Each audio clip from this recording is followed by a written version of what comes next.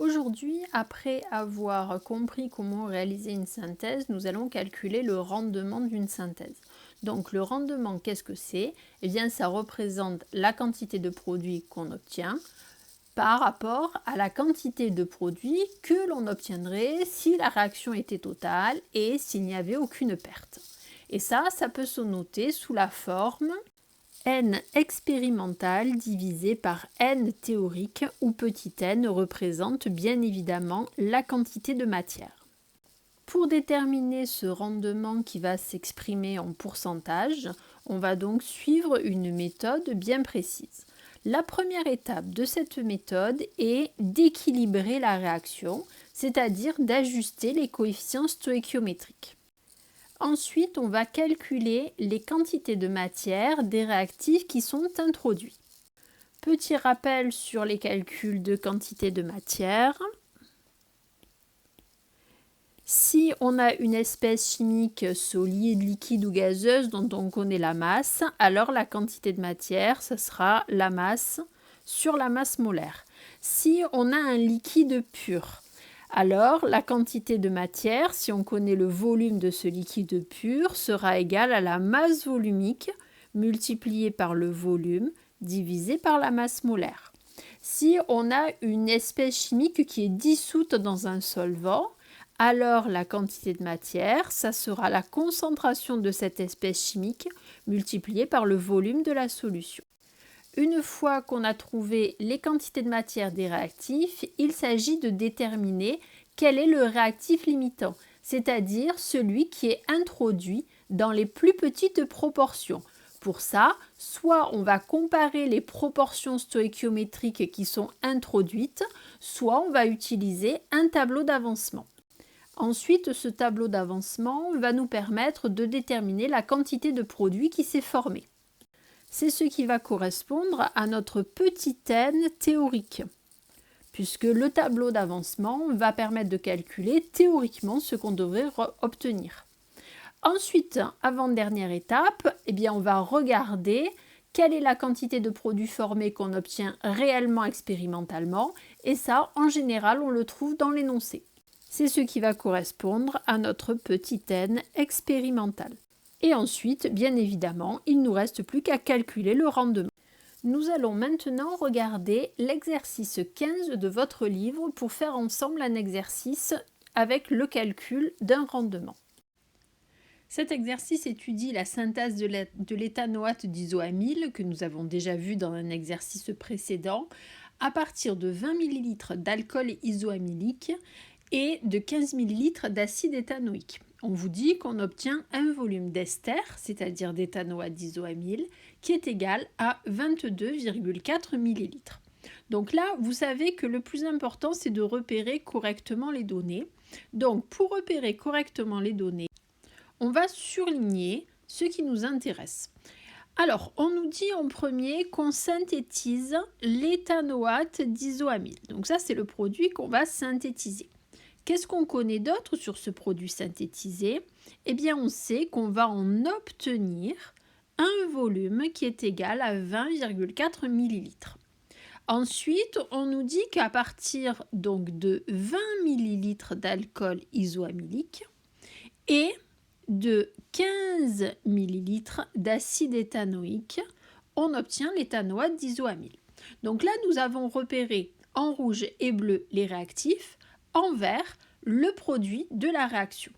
Donc on va suivre étape par étape les différentes étapes donc, qui permettent de calculer le rendement. C'est ce qu'on va vous demander de faire dans les questions en vous guidant. Donc quand on calcule un rendement, la première étape est d'équilibrer la réaction. Donc ici il n'y a pas à le faire puisque la réaction est déjà donnée et déjà équilibrée à ce niveau-là. Ensuite, la deuxième étape, et c'est ce qu'on vous demande de faire dans la question 1, est de calculer les quantités de matière de réactifs.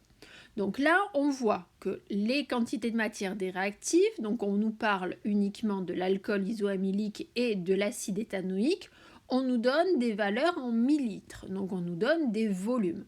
On va donc utiliser la relation qui permet de calculer la quantité de matière à partir du volume d'un liquide pur.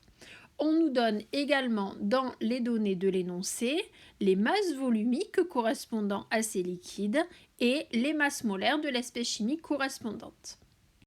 Donc dans les deux cas, la formule qu'on va utiliser, c'est petit n qui est égal à la masse volumique multipliée par le volume divisé par la masse molaire. Alors là, il faut être très attentif au niveau des unités.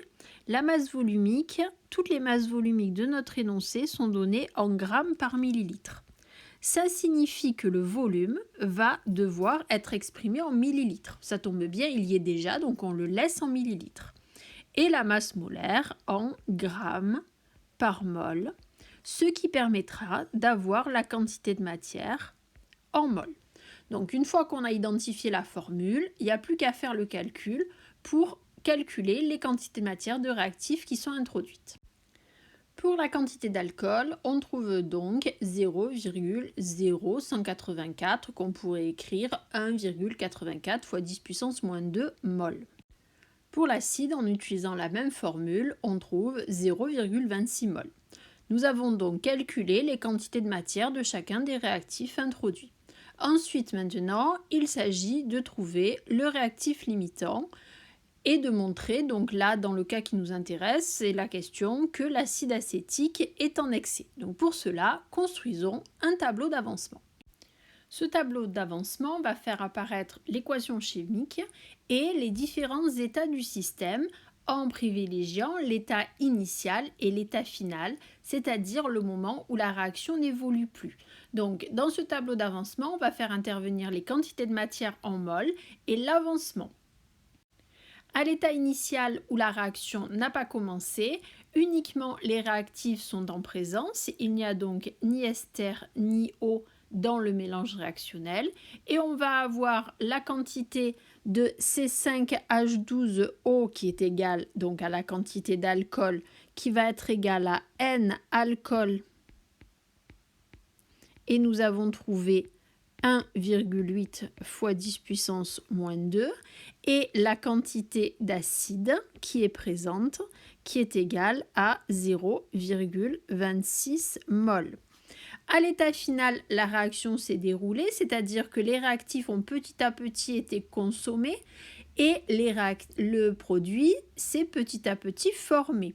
Donc au fur et à mesure qu'on consomme X mol d'alcool et X mol d'acide, eh bien on va former X mol d'ester et X mol d'eau, ce X étant l'avancement. À l'état final, on aura donc dans notre mélange réactionnel une quantité d'alcool qui sera égale à la quantité initiale, je rajoute un petit zéro ici, qui donc sera égale à la quantité initiale d'alcool moins ce qui a réagi, c'est-à-dire XF. Pareil, en acide, on va avoir la quantité initiale d'acide moins ce qui a réagi, XF. L'ester, lui, par contre, l'éthanoate d'isoamyle, on en a formé une quantité XF. Et l'eau, on en a également formé une quantité XF. Si la réaction est totale,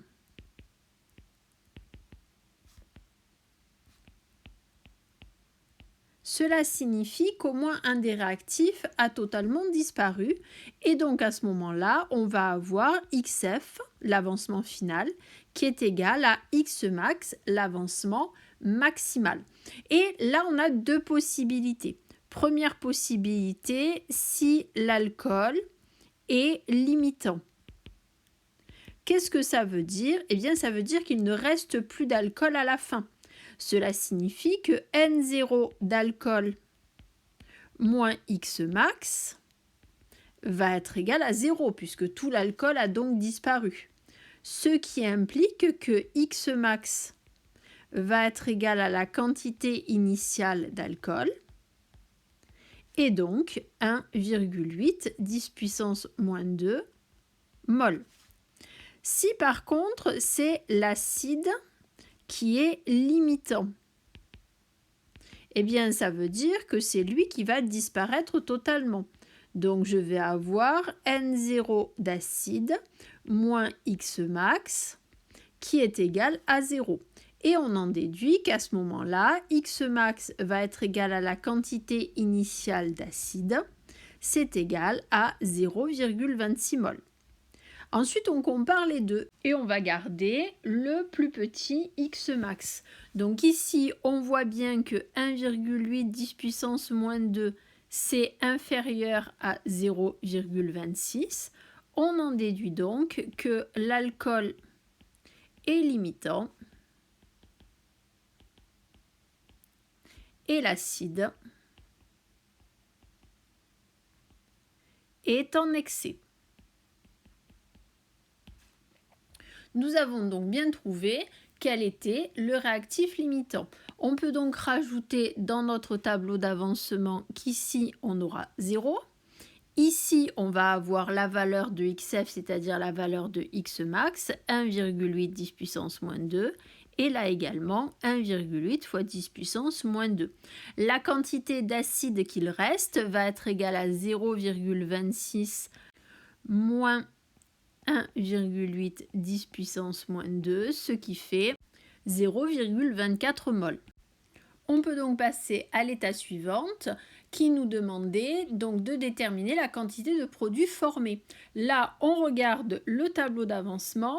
Au niveau de l'ester, la colonne de l'ester, qu'est-ce que je vois? Je vois que la quantité de produit formé va être égale à 1,8 fois 10 puissance moins 2. Ça représente donc notre quantité théorique, N théorique. Pour trouver N expérimental, on va se servir de l'énoncé où on nous disait qu'on obtenait un volume d'ester qui est égal à 20,4 ml. Et donc on va calculer N expérimental avec la même formule que précédemment. Donc là, attention, petite coquille dans l'énoncé, la masse molaire de l'éthanoate d'isoamyle est de 1208 g par mol. Ce qui fait N expérimental est égal à 1,45 10 puissance moins 2 mol. Il reste maintenant plus qu'à faire le rapport de ces deux quantités de matière pour trouver le rendement.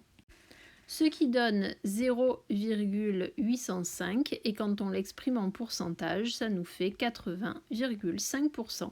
Vous avez comme ça déterminé le rendement de la réaction.